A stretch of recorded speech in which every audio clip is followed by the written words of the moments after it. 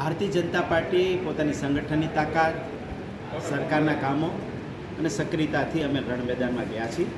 માનનીય નરેન્દ્ર મોદી સાહેબની સરકારે અનેકવિધ કામો કર્યા છે. એ વિકાસની છે. રામ મંદિર નિર્માણ હશે, 370 કલમની વાત હશે, કિસાનો, મહિલા, યુવાઓને ભરપૂર કામ અને રોજગારી મળવાની વાત હશે, કિસાન સન્માન નિધિ આપી છે, આયુષ્માન યોજનાઓ છે. આ યોજનાઓને અનેક કામો લોકો સુધી પહોંચ્યા છે અને મતદારનું મન મોદી સાથે છે.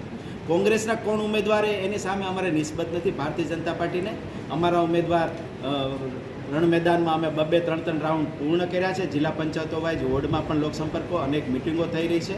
4 લાખ જેટલી પરિચય પત્રિકાઓ પ્રત્યેક ઘરમાં પહોંચાડી છે અને 2 લાખ કરતાં વધારે મોદી સાહેબનો પત્ર ઘર ઘર સુધી પહોંચ્યો છે. પ્રત્યેક ઘર સુધી ભાજપનો કાર્યકર્તા પહોંચીને ઝંડી લગાડી છે અને આ કાર્યક્રમની વણઝારથી પ્રત્યેક મતદાતા સુધી ભાજપની સરકારની, મોદી સાહેબની, રૂપાલાજીની વાત કરી છે. ત્યારે કોંગ્રેસનો કોણ ઉમેદવાર આવે એની સાથે ભાજપને નિસ્બત નથી.